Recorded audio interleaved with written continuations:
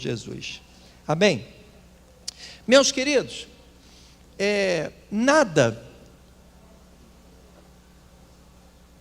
é mais importante, analisando o aspecto bíblico, do que o propósito de Deus.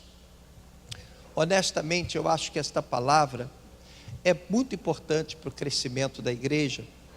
Eu queria que você prestasse bastante atenção, porque ela pode tirar você da posição que você está e te trazer para uma outra posição diante de Deus. Se você não entender o que vai ser pregado aqui hoje, você nunca vai sair do seu lugar. Você nunca vai crescer. Você nunca vai poder ser realmente usado por Deus. É preciso que a gente entenda de fato o porquê de estarmos aqui. O porquê de sermos povo de Deus. Por que Deus nos chamou? Para quê? Com que finalidade? Porque tudo que você faz, quando você entende, é como você dizer para uma criança: não coloca o dedo aí na tomada. Sim, mas a criança quer entender por que ela não pode colocar o dedo na tomada. Tem que explicar para ela: se você colocar o dedo aí, você vai levar uma dor, vai levar um choque, vai doer. E ela vai saber por que ela não está colocando ali o dedo no buraco. É preciso que você realmente entenda por que você está aqui, por que Deus quer te usar, por que o bispo está aqui puxando a tua orelha para você fazer os estudos. Por que disso? Porque às vezes as pessoas agem como se fosse algo aleatório, como se você tivesse acordado de manhã e falasse: não, hoje eu estou afim, vou lá na igreja e está tudo bem. Não é isso, é muito mais do que isso. O nosso posicionamento diante de Deus tem a ver com coisas espirituais milenares, coisas encobertas, coisas que a gente nem pode imaginar, e está tudo conectado. Eu já falei para vocês, hoje eu estou aqui porque há muitos e muitos anos atrás, antes de 1900, 1800 alguma coisa, um pastor teve notícias de que tinha um casal vindo da Europa. Aliás, eu sou descendente de europeu, dá licença, tá? O casal veio da Europa, estava lá morando num sítio lá. O pastor montou num cavalo, que era o meio de transporte deles na época, e foi lá visitar o casal. Ganhou esse casal para Jesus, abençoou a vida desse casal, e daí, a minha família passou a estar debaixo de uma bênção, de um mover. Tudo está conectado. Eu estou aqui porque Deus tem um propósito na minha vida. Eu tentei fazer tudo de errado, tentei ficar longe de Jesus até, mas não deu, porque Jesus não abriu mão de mim, porque tinha um propósito para a minha vida. Eu estava me lembrando outro dia de tudo que Deus me fez passar para que eu me tornasse um líder. Ser líder de uma igreja, você acha que é fácil? Não é não. É muito difícil, muito mais complicado do que você imagina. Tem muitas implicações legais, muitas implicações que envolvem capacidade de liderança, solução de problemas, de questões. É muito complicado. Às vezes liderar uma família com 3, 4, 5 pessoas já é difícil. Imagina liderar uma igreja, ou mais igrejas, Não é fácil. E como Deus foi preparando todas as coisas, porque tudo gira em torno de propósitos. E é sobre isso que eu quero falar para você. Tudo gira em torno de propósito, e o propósito de Deus sempre vai prevalecer, sempre vai ser a coisa mais importante, e tudo gira em torno de propósitos. Nada é aleatório, as coisas estão todas conectadas. E cada pessoa que é alcançada pelo Evangelho, cada pessoa que ouve a palavra, ela é inserida automaticamente num emaranhado de coisas que tem a ver com o propósito de Deus. Quando você, por exemplo, observa Jesus no Getsêmani, Jesus ele faz aquela oração: Pai, se possível, passe de mim esse cálice. contudo não seja feita a minha vontade, mas a tua vontade. O que Jesus estava dizendo ali? Senhor, eu não queria passar pelas coisas que eu vou ter que passar, mas se há um propósito nisso, então que prevaleça a tua vontade. Você entende? Há muita profundidade nessa oração. Jesus sabia que ali na cruz ele ia ficar separado do Pai, tanto que ele fez aquela famosa oração: Deus meu, por que me desamparaste? Ele não queria isso. Era uma experiência inédita que Jesus iria viver. Mas ele disse: contudo não seja feita a minha vontade, mas a tua vontade. Por quê? Porque o propósito de Deus é sempre superior, é sempre mais importante. E aí a gente começa a entender o que Jesus disse: buscai, pois, em primeiro lugar o seu reino, a sua justiça, as outras coisas vos serão acrescentadas. Primeiro é o reino, primeiro é o propósito de Deus.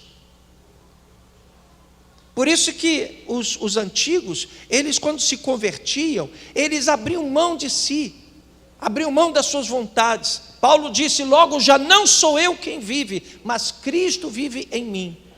Ou seja, a coisa mais importante da minha vida é priorizar o reino, é priorizar as coisas de Deus. A nossa vida aqui, ela é breve, ela passa muito rápido, mas o propósito do Senhor tem que prevalecer. A gente morre, a gente nasce outro, morre, vem outro, né? Gerações vão passando, mas o propósito de Deus tem que ser colocado sempre em primeiro lugar. Por que os judeus têm sido tão perseguidos? Você pega a história dos judeus, por que eles são tão perseguidos? Porque eles são a essência de um projeto criado por Deus. Da onde surgiram os judeus? Do chamado de Abraão. Quando Deus chamou Abraão: Abraão, sai da tua terra, larga a tua parentela, vai para a terra que eu te mostrarei. Ali começou um propósito que iria culminar com o nascimento de Yeshua HaMashiach, Jesus Cristo, que viria para salvar a humanidade, que viria para trazer salvação, para abrir um caminho. Ou seja, o propósito do Senhor iria se cumprir através de Jesus. Então você vê os judeus sendo perseguidos, você vê o tempo inteiro. Pega a história, pega a Bíblia Sagrada, você vai ver o quanto os judeus foram perseguidos, porque tudo que o diabo quer é acabar com o propósito de Deus. Quando o inimigo se levanta contra você para te enfraquecer, para te fazer cair, para te fazer estar mal, é para quebrar o propósito que Deus tem para a sua vida, para que o propósito do Senhor seja frustrado. Você consegue entender? Então, no final do Império Babilônico, você sabe que no Império Babilônico os judeus foram levados para o cativeiro. Ficaram 70 anos na Babilônia servindo, né? Você sabe que o profeta Jeremias ficou em Jerusalém, pregando para os remanescentes em Jerusalém. Ezequiel foi para lá, foi levado lá para o cativeiro na Babilônia e ficou pregando. Era o profeta dos simples, daqueles que trabalhavam na obra. Eles trabalhavam lá construindo um canal enorme, cavando, né? Os judeus ali trabalhando como escravos. E o profeta Eliseu, o profeta Ezequiel, era o profeta que cuidava dessas pessoas. E o Daniel, o profeta Daniel, era aquele que Deus escolheu para cuidar dos grandes, dos importantes, dos letrados, né? Aquelas pessoas que viviam na corte. Era o profeta Daniel. Tudo tem um propósito. Tudo tem um propósito. O propósito de Deus tem que se cumprir. Aí o Império Babilônico caiu, né? Foram passando os anos, o Império Babilônico caiu, veio o Império Persa. E nessa ocasião, o povo judeu ainda estava escravizado, estava distante da sua terra. Havia um remanescente, algum grupo pequeno lá em Jerusalém, mas tudo estava dominado pelo Império Babilônico. Depois o Império Babilônico caiu, veio o Império Persa. E os judeus estavam distantes da sua terra. E aí aconteceu o que nós vamos ver aqui agora, tá? O que aconteceu? Havia um rei chamado Xerxes, né? Em algumas versões aparece rei Assuero. Era um rei persa, e ele colocou um homem chamado Amã como seu braço direito, deu muita autoridade, quase que trocou o nome dele, botou: seu nome agora vai ser Alexandre. Entenderam, né? Aí o que aconteceu? Esse Amã, ele se encheu de força, de forma que todos os homens se curvavam diante dele. As autoridades se curvavam diante dele, porque o rei havia dado a ele toda a força, toda a autoridade, legitimidade para governar.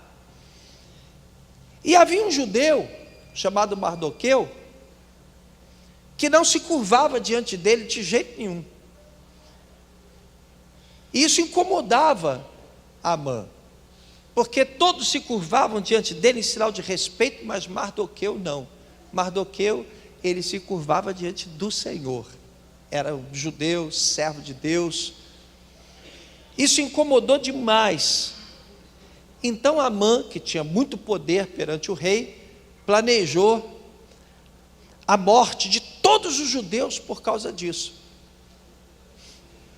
Planejou um genocídio, vamos matar, vamos acabar com os judeus.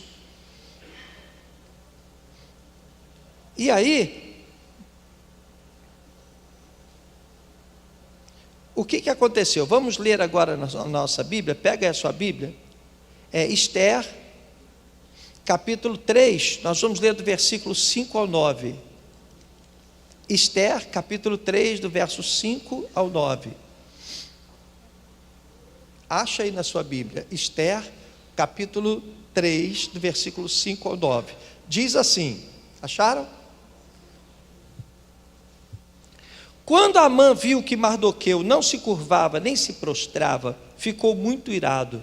Contudo, sabendo quem era o povo de Mardoqueu, que era o povo judeu, achou que não bastava matá-lo. Em vez disso, Amã procurou uma forma de exterminar todos os judeus. Diga comigo, todos os judeus. Esse era o plano. O povo de Mardoqueu, em todo o império de Xerxes.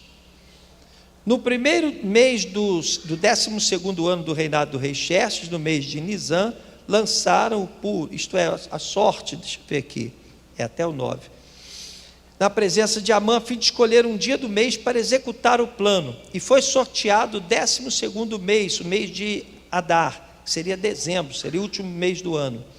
Então Amã disse ao rei Xerxes: existe certo povo disperso e espalhado entre os povos de todas as províncias do seu império, cujos costumes são diferentes dos de todos os outros povos, que não obedecem às leis do rei. Não convém ao rei tolerá-los.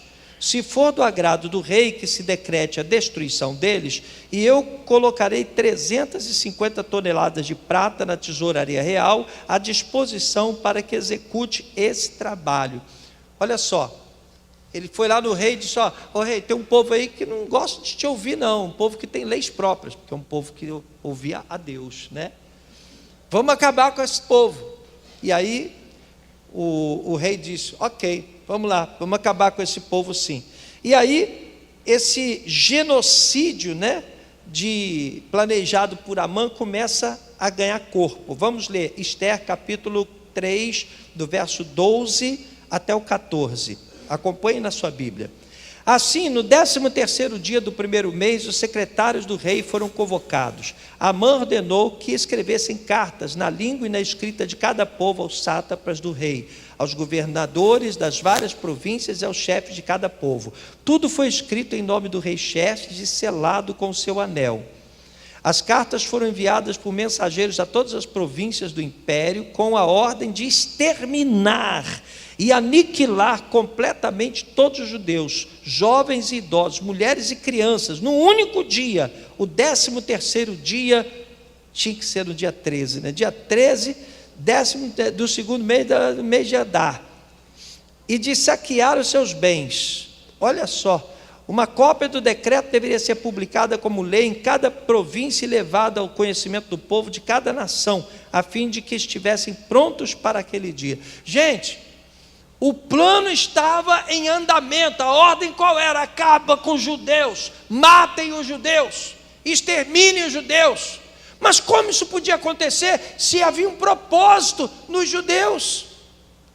Como isso podia acontecer se os judeus eram parte de um propósito de Deus? Aquilo não podia, de jeito nenhum, ser impedido, ser bloqueado. O propósito de Deus não podia parar.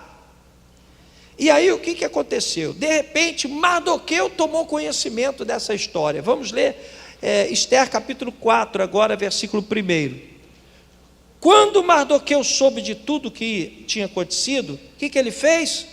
Ele rasgou as suas vestes, vestiu-se de pano de saco. Era uma maneira das pessoas se humilharem, né? Cobriu-se de cinza, também faz parte dessa humilhação, e saiu pela cidade chorando amargamente em alta voz, né?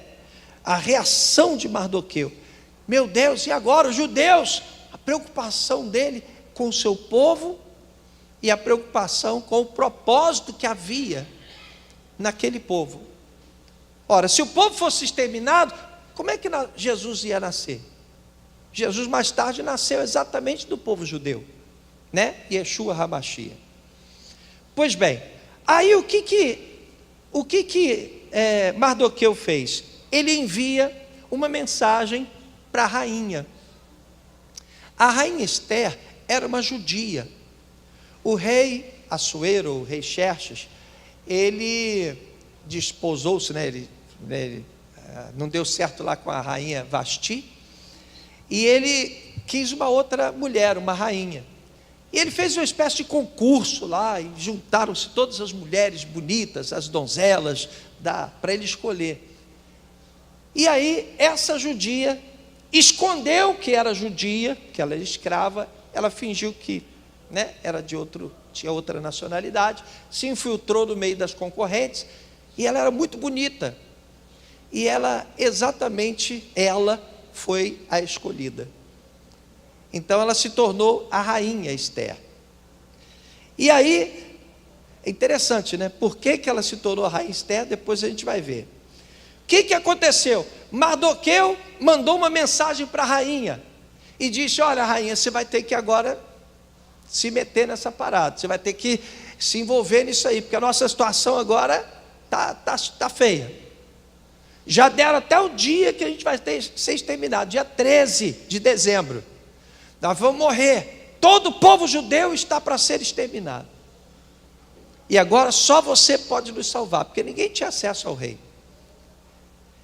Mas tinha uma parada meio estranha na época, né? Porque ninguém poderia procurar o rei por iniciativa própria. Somente o rei poderia chamar, inclusive a sua esposa.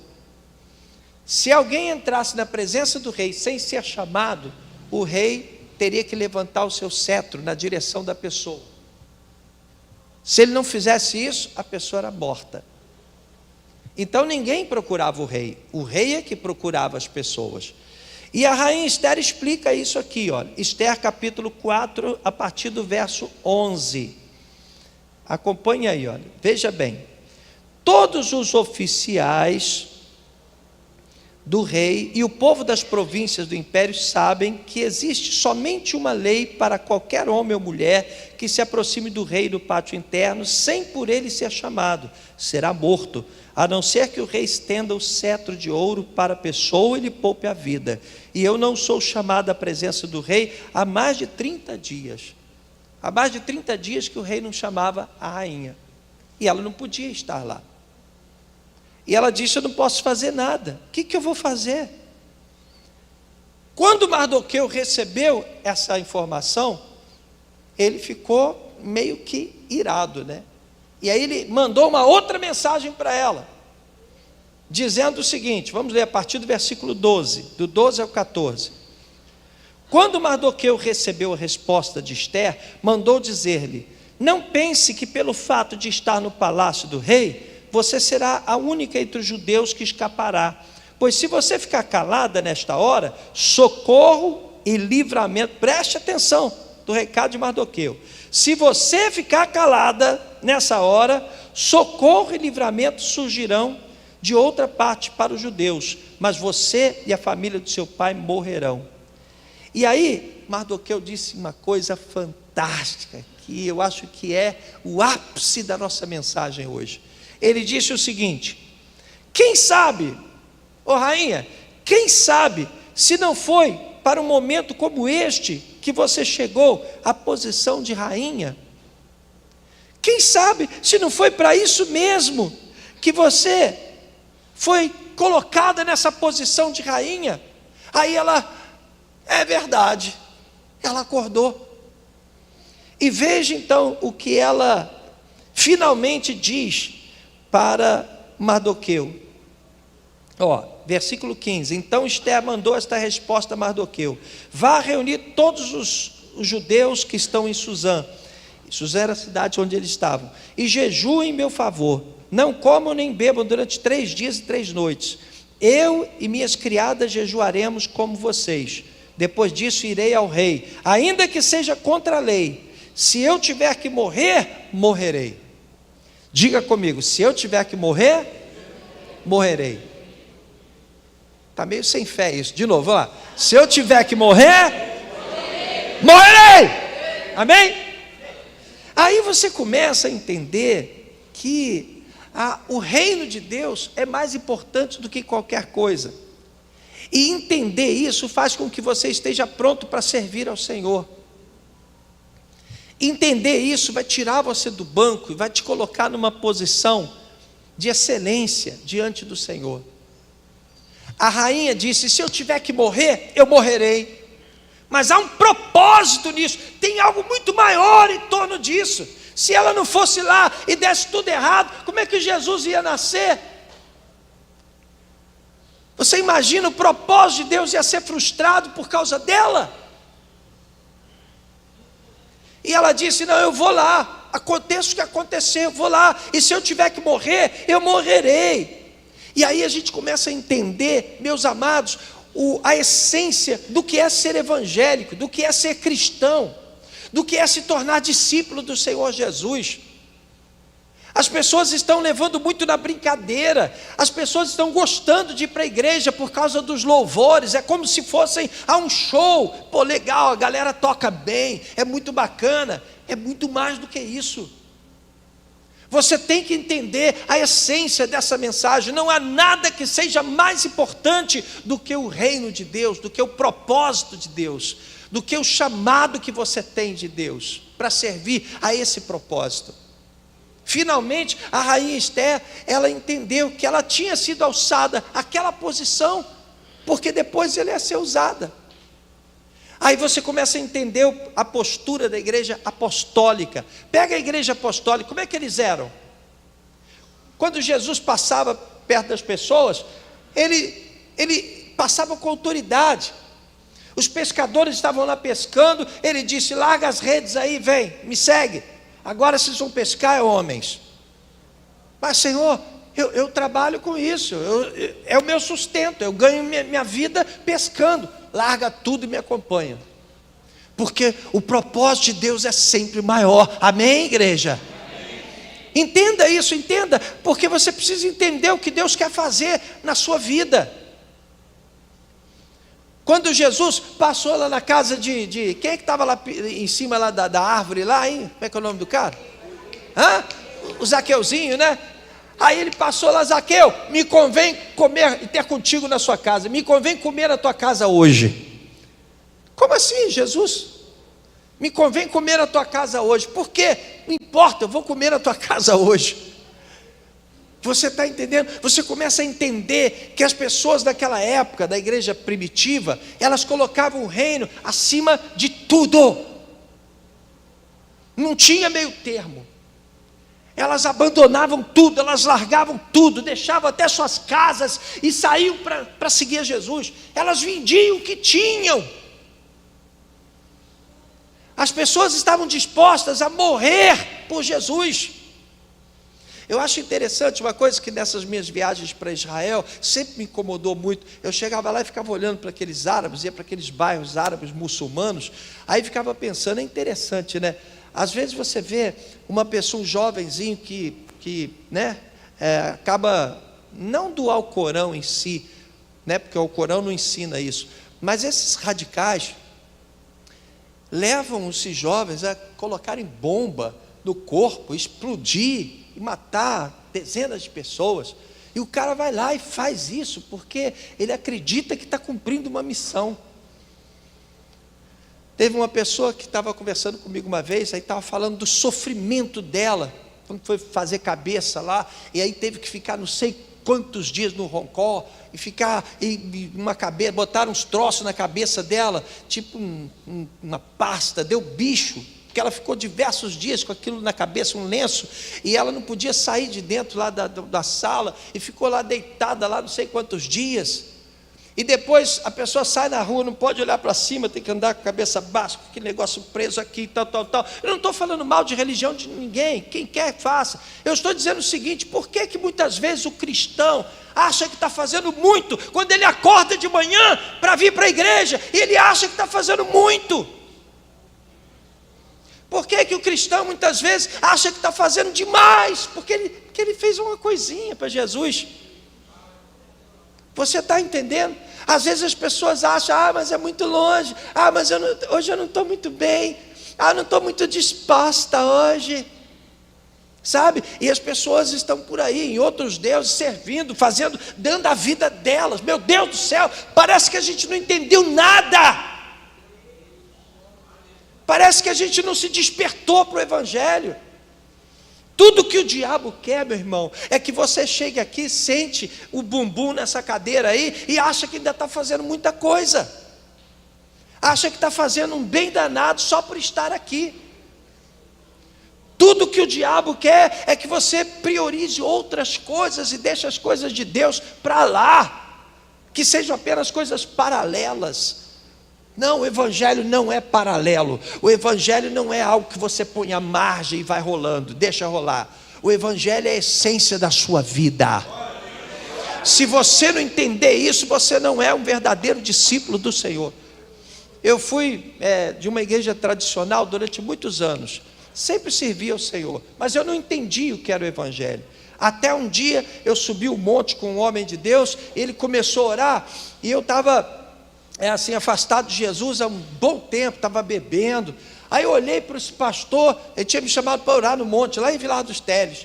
Aí ele orando, ele começou a orar, e no auge da oração ele começou: Senhor, e ele chorava: Senhor, Senhor, se não for para te servir, manda fogo, Senhor, tira a minha vida agora, ou eu te sirvo, ou então eu morro.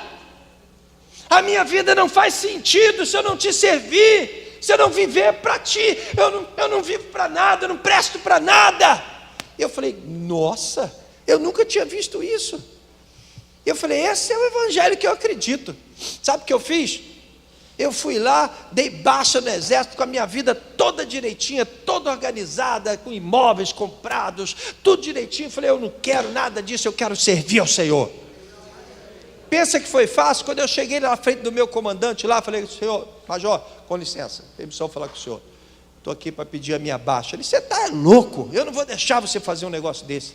Falei: major, com todo o respeito que eu lhe tenho, eu sei que é um direito meu e a decisão está tomada. Porque eu entendi que para mim nada era mais importante do que o Evangelho. Nada, o reino era mais importante do que tudo. Eu saí de lá com um salário desse tamanho, porque eu ganhava 40% a mais. Era paraquedista, então ganhava compensação orgânica, e foi ainda finalzinho, daquele período militar. Então o salário do militar era gordo, era bom, todo mundo queria ser militar. Eu saí para ganhar uma merrequinha assim, ganhar uma merrequinha assim. Se não tivesse umas Bispo Iraci, minha mãe, pessoas que me socorressem, eu estava, porque Deus sempre colocou pessoas para me ajudar. Até chegar aqui, irmão, se eu começar a contar, é porque dá a impressão de que a gente quer se fazer de vítima. Não é isso. Tudo isso eu faria tudo de novo. Tudo isso é bênção de Deus para a minha vida. Diga glória a Deus. Louvado seja o Senhor. A igreja precisa entender o que é o Evangelho. Abra sua Bíblia em Lucas capítulo 9. Lucas capítulo 9. Vamos ler aí os versículos 57 até os 60. Lucas capítulo 9. Corre aí. Tá? Vamos ler juntos aqui. Aí você começa a entender o que Jesus queria dizer com essas palavras. Olha aí, Lucas capítulo 9, versículo 57 em diante. Acharam?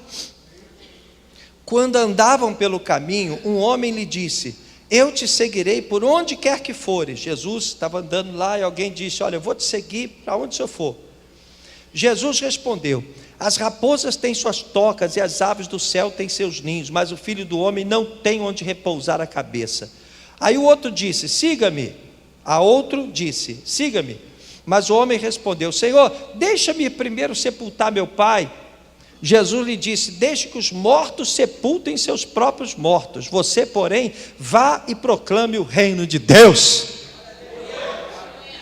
Quem entendeu a mensagem da glória a Deus? Jesus, deixa eu sepultar meu paizinho. Deixa os mortos sepultarem os mortos. Vai e prega a palavra. Evangelho em primeiro lugar. Diga para quem está do teu lado: evangelho em primeiro lugar, reino em primeiro lugar, propósito de Deus em primeiro lugar. Aleluia. Mateus capítulo 10. A gente vai entendendo melhor o que o Senhor Jesus ele fala. Mateus capítulo 10, nós vamos ler do verso 37 ao 39. Olha que palavra de Jesus. Aí a gente começa a entender como é que a banda toca. Olha só: quem ama seu pai ou sua mãe mais do que a mim, disse Jesus, né? Não é digno de mim. Quem ama seu filho ou sua filha mais do que a mim, não é digno de mim. E quem não toma a sua cruz e não me segue, não é digno de mim. Quem acha a sua vida, a perderá. E quem perde a sua vida por minha causa, a encontrará. Amém? Você está entendendo? Se você amar mais a sua mãe do que a mãe, gente, a mãe. Jesus usou aquilo que tem mais sagrado para a gente, a mãe. Quem ama a sua mãe mais do que a mim, não é digno de mim. Você consegue entender? O propósito de Deus é sempre predominante. Recebe essa revelação, meu amado. Recebe essa revelação para a tua vida. Isso vai destravar o teu ministério. Isso vai fazer você entender o verdadeiro sentido do Evangelho. Aí a rainha lá falou: não posso fazer nada não posso fazer nada não, porque se eu for lá e o rei não levantar o cetro para mim, eu estou morta. E Mardoqueu falou: você já parou para pensar que de repente você está aí só para isso? Só para isso. Você está aí só para isso. Deus amarra todas as pontas. Deus já sabia que ia acontecer tudo isso, colocou lá a rainha, para poder na hora certa ela ser usada. Quem está entendendo essa mensagem? Você consegue entender? Deus cumprindo os seus propósitos. Tudo tem seus propósitos. Você consegue compreender? Tudo o que acontece está amarrado. Deus sabia que eu estaria aqui hoje. Então Deus fez tudo direitinho. Desde pequenininho eu fui líder de juvenis, eu fui líder de jovens. Quando eu saí da igreja, aí eu fiquei afastado. Eu tive que sair para ver que lá fora é uma porcaria viver sem Jesus. Eu já estava na sarjeta. Quando eu voltei para Jesus, eu estava sentado no meio-fio, em cima das baratas, porque eu amo barata. Eu enfrento um leão. Se um leão entrar aqui, eu vou pegar esse púlpito, vou tacar nele. Agora, se vier uma barata, eu largo o microfone e saio correndo como um maluco, né? Eu tenho pavor de barata e elas me amam, não sei porquê, né? Eu estava lá, as traças, julgado ali, largado ali. Deus me fez passar por tudo isso, porque Ele queria que eu entendesse o que é a vida sem Jesus. Quando eu voltei para Jesus, fui para o quartel, aliás, antes disso, né?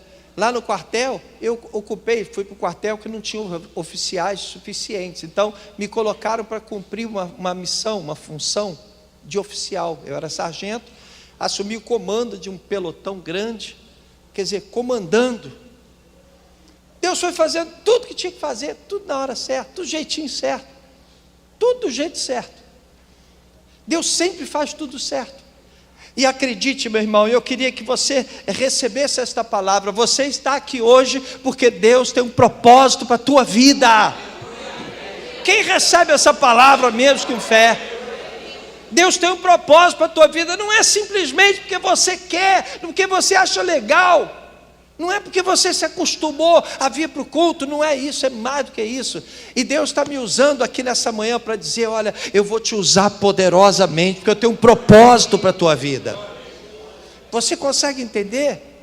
A gente precisa começar a entender que tudo que acontece é do propósito de Deus. Estou vendo lá o Paulo lá atrás. O Paulo foi a nossa primeira célula, a gente começou a fazer célula lá no salão, entendeu? Tem um monte de gente hoje que está na igreja porque o Paulo ficou lá no ouvido da pessoa ali, ó, falando de Jesus, cortando cabelo e falando de Jesus. Ele mesmo já disse que muitas vezes dava para cortar em 5 minutos, ele cortava em 20, para dar tempo dele concluir a pregação dele, né? Ele ficava pregando na orelha das pessoas, entendeu? Deus colocou ele no lugar certo, porque aquelas pessoas precisavam ser salvas, amém? Tudo o que acontece está conectado. Quando você vem aqui na frente, traz o seu dízimo, você tem um emprego, você está ganhando seu dinheiro, as pessoas não entendem isso, tudo está conectado. Por que você está trabalhando? Por que Deus te deu um negócio próprio? Por que você trabalha por conta própria? Porque Deus te colocou lá, Ele quer te honrar, Ele quer que você seja uma pessoa abençoada, mas Ele já contava com o seu dízimo, com a sua oferta, tudo está conectado. É a mesma coisa que Mardoqueu falou para a rainha, você não acha que você está aí, já não é com propósito não? Você está aí exatamente para fazer isso, você está aí para ser usada. Irmãos, eu quero dizer uma coisa para vocês, tá?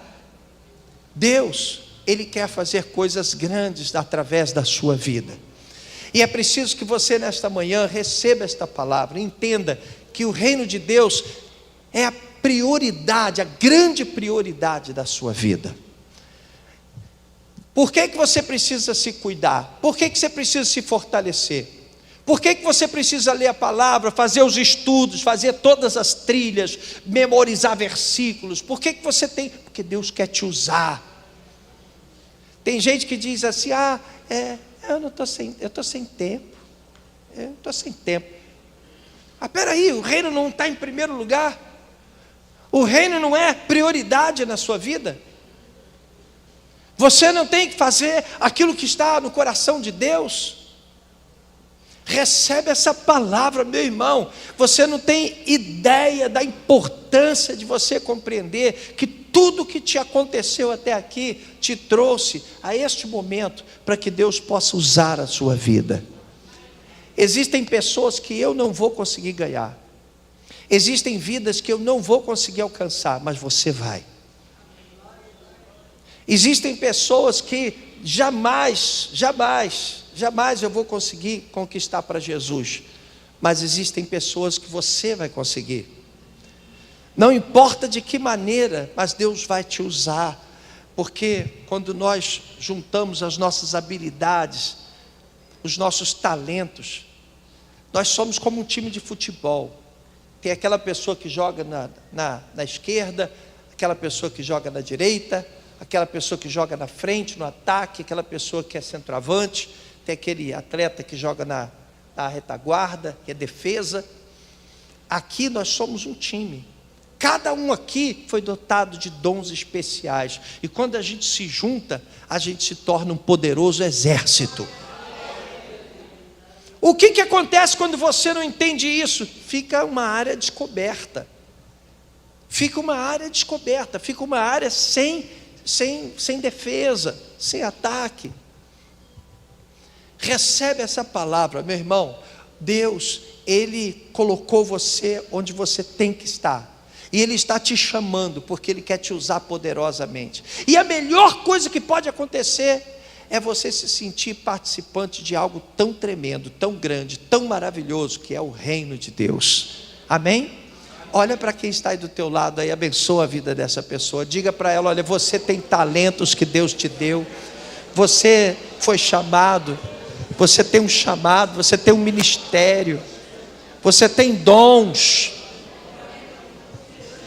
Você vai tirar esse bumbum da cadeira e vai servir ao Senhor. Você vai fazer a obra do reino, porque Deus tem um propósito para a sua vida. Deus te colocou lá no teu trabalho, lá, porque Deus vai te usar tremendamente. Deus te fez membro dessa família aí, porque Deus quer que a palavra seja pregada dentro da sua casa. Você já parou para pensar que se um membro da sua família não for salvo e você não tiver feito nada, Deus vai cobrar isso de você? Deus vai cobrar isso de você, porque você é o profeta da sua casa. Amém? Você está entendendo? Compreendendo o porquê das coisas, a gente então passa a estar prontos para servir ao Senhor. A gente passa a entender como é que as coisas funcionam. Que Deus abençoe a sua vida com essa palavra, meu irmão, em nome de Jesus.